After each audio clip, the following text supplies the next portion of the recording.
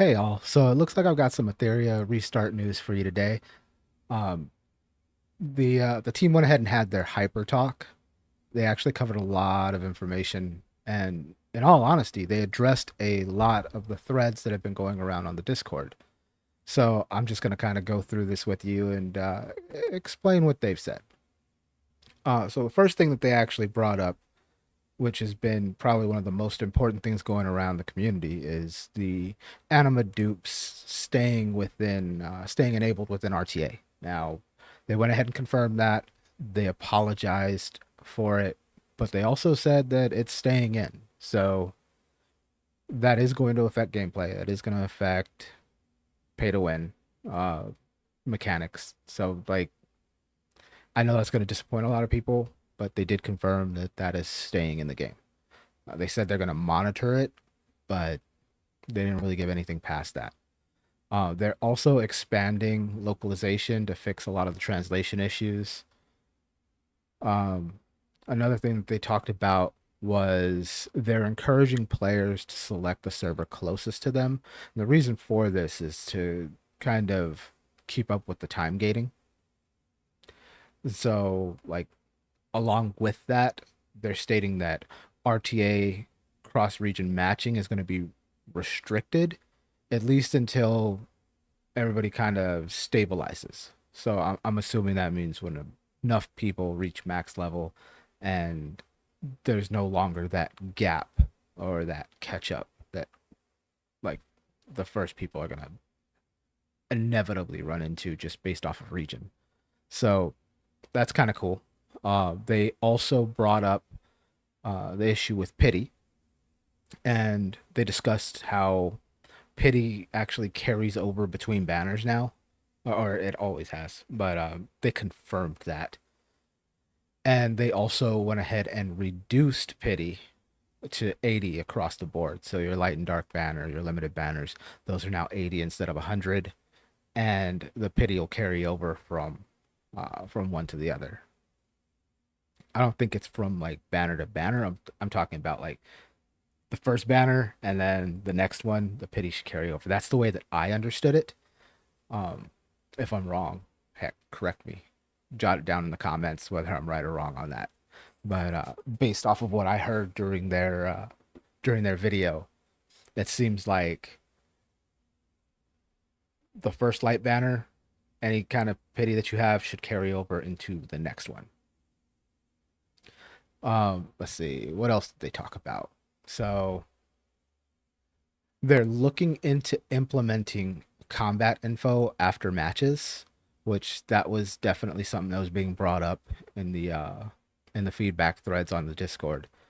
So that should make a lot of people happy. They don't have it currently, but they are looking into implementing it, which is a great thing for people who are stats freaks. They are also increasing the free stamina acquisition, and I think that's actually a wonderful thing for free to play. So that should be good news for free to play being able to kind of keep up with the whales. Aside from that, they talked about adding some new animus. So they showed one by the name of Mio, who kind of works off of a freeze and time steal mechanic. To me, it seems like the best of both worlds between Kraken and Marvel.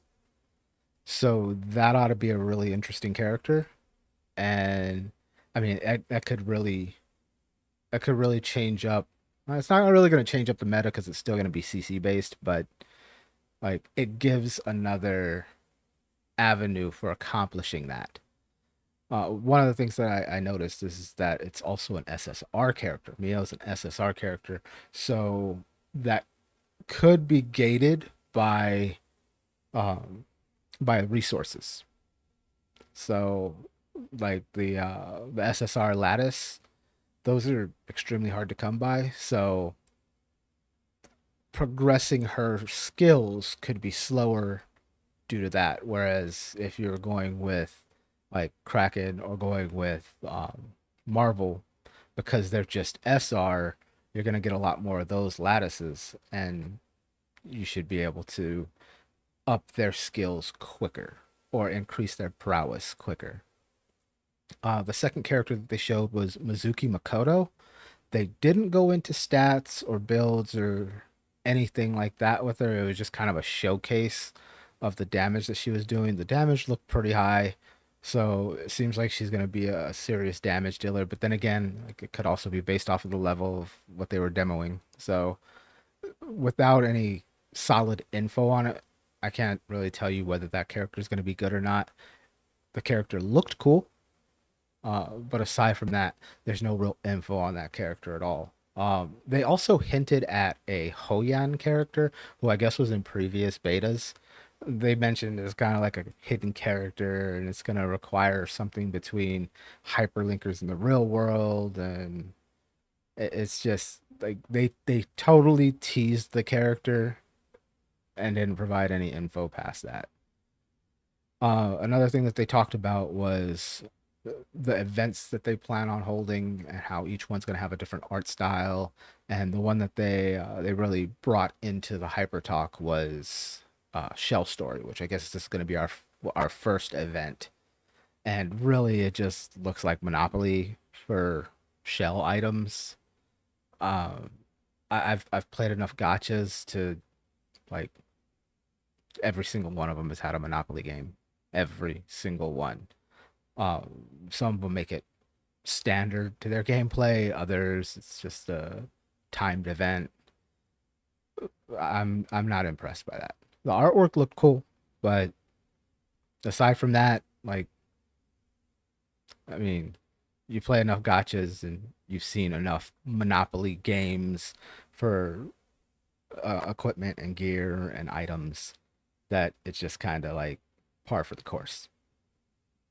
Another thing that they talked about, and the last thing I'm going to be talking about in this video, is guild versus guild. So the cool thing about this is that like they didn't go into super detail about it, but they did show like the map. I guess it's basically territorial warfare between guilds, and you're fighting over territory to get more resources. I think that's going to be really cool. Um, I don't know how they're going to implement it, so I can't really speak towards any of that. But if they implement that right, I think it could be a really cool aspect of the game. It could be extremely competitive depending on like how it plays out. So I'm really keeping my eye on that. I'm actually extremely excited about the news that they brought. There's some of the stuff that they brought up was like, it's kind of a downer, but um all in all, I think the Hyper Talk really did address a lot of the issues and a lot of the questions that are being brought up on the Discord and the feedback threads. So that tells me that the devs are listening, they are paying attention, um, and that's always a good thing. So I'm not going to dog them out on this one. I think as far as the information that was provided, it was great. They mentioned that pretty soon here they should be dropping some patch notes before live. So there might be some more information there, and if there is, you bet I'll be making a video about it. So stay tuned.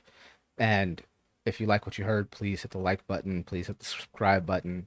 Um, if you have any questions or if you have any comments or you want to share how you feel about this hyper talk, please leave them down in the comment section. I do read comments, and I kind of want to know what you guys think. Because I mean, I know what I think, and like I said, I'm hyped up on just the fact that we're going to be seeing this game go live within about a week. Well, in that case, I've got nothing else to talk about as far as the hyper talk is concerned. Um, I am now set up for streaming. I did a stream yesterday with the new Crystal of Atlan. I will probably be streaming that out some more. I also need to set up my Twitch and stuff like that. So I'm still really busy. We'll just put it that way.